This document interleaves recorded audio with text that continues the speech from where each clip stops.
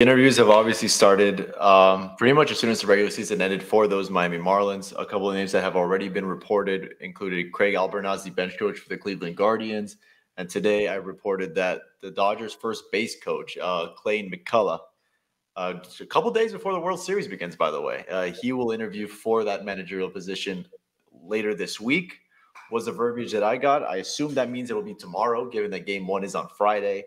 So he becomes the latest active coach to interview for that position. And then aside from him, I believe the Tigers bench coach was also reported, George Lombard. He was interviewed already the week prior. And other than that, I believe that the Marlins bench coach over the last 2 years, Pipe, Luis Urueta, he is also still in the running for the current Marlins for the open managerial position. So a lot of names that have been reported. McCullough today, and then with Alyssa Nakin as well. She's on their radar, but apparently not for a managerial position. We'll wait to see what happens there. Yeah, and for the rest of whoever wants to hop on to any of you guys, maybe have a favorite in terms of these managerial stage, or maybe what you hope to see from one of these managers for Marlins. I think it needs to be noted that with each name, it has some sort of tie back to either Gabe Kapler or Peter Bendix. I think almost all of them, even Pipe, who was the bench coach last year for the Marlins. I think they're all pretty good candidates, honestly. I think we'll have to dive in a little more, obviously, on McCullough, who is the most recent name. But overall, I really don't have any complaints. I think they would all be pretty good. They all bring something different to the table, obviously. I think with Albernaz, you're probably looking more analytical, just the way that where he was beforehand.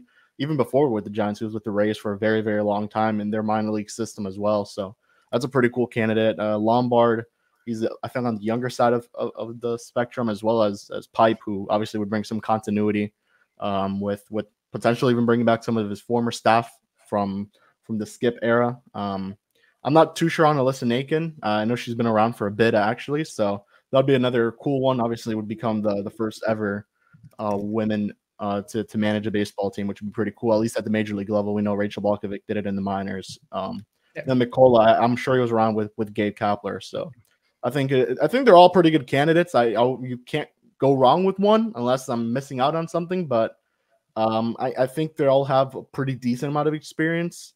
So I'm not I think any of those names would be kind of fine for me. I would like Albernaz or Pipe. Those are the two that I'm looking at, but the other three wouldn't be bad options, to say the least. Yeah, the connections that they all have specifically to Kapler is what intrigues me. It's a more clear line between them and the Marlins assistant GM than it is to their president of baseball ops.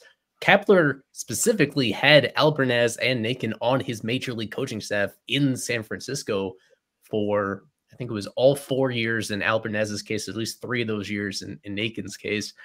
With Lombard and with McCullough, both of them were with the Dodgers for a while when Kapler was in their front office. Before he went to the Giants, he was in the Dodgers front office, mainly in player development, where both McCullough was there and then Lombard at the time as well. I think he was the first base coach there right before McCullough became their first base coach with the Dodgers. So he overlapped with both of them over there. And now, of course, with Ureta, him having that single season of getting to know him a little bit this past year in 2024. So I find that curious. I don't think it's a coincidence. I think it signals that Kapler himself will have some sort of a voice in this process, in addition to Bendix, of course.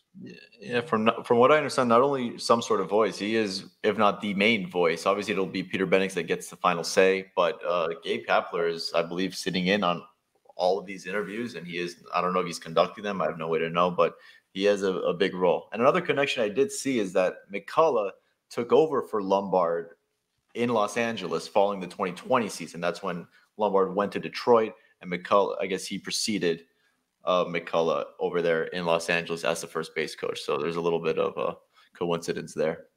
And something to note with Lombard also, obviously he's currently under AJ Hinch, has been under Dave Roberts before. His 2 sons, George Lombard Jr. got drafted by the Yankees a year ago. Isaac would know them very well. They both attend Boulder High School in Miami. So if you want to something just, of note, and doesn't have to be, not to put too much stock into that, but and he has a younger son, Jacob, who's in the class of 2026 and consensus top 5 player in that class. So just something to look out for. And I do like the experience from him. And of course, if you want to do with continuity, Pipe is obviously the answer. But like you guys have said, any one of these 5, I'd be very content with. I have asked a couple of people in the industry about Lombard, and they have really nice things to say about him. With Alyssa Nakins sometimes as well. I heard mixed reviews about that one. I think the four gentlemen on the screen are the front runners for the job currently. Man, I want to say these are all former players too, except Nakin, at least major league players. So, well, not Pipe. I'm not sure if Pipe was, but I know Albernaz, Lombard, and McCullough were definitely either they were major leaguers, and some of them were mainly in the minor leagues. So they have some experience, and they know obviously what a lot of these guys that are on the current major league roster, especially this young roster, are going through. So I don't think it is a bad choice. Pipe would be a pretty cool one, just given he could have that continuity. Once again, I would assume a lot of his staff that we saw with Skip potentially returns, and definitely seemed like there was some interest to keep him and even John Jay around, and obviously Jay now with the back with the Cardinals, but Pipe would be pretty, as Isaac would say, a pretty swell guy to go with. And he's bilingual, which is something I know Eli we had spoken about. That's kind of the plus. Obviously, it's not the main priority you're looking for, but it's a plus, and it helps him communicate pretty well with that clubhouse. And he's a pretty big players guy. He was very loved in that clubhouse, and I think we could all of us that covered the team this year could say that. Yeah, I think it is immensely helpful if either the manager himself or herself, the manager themselves or the bench coach, is bilingual. That have somebody in a position of authority in there. Regardless of how you construct this roster, no matter what, it's going to be a very significant share that is mainly Spanish speaking. At the same time, we've seen the success speaks for themselves across the league, that managers, even if they aren't bilingual themselves, you can put it together in such a way that everybody's on the same page and understanding exactly what they're going to. Just a plus, in my opinion, and in yours as well.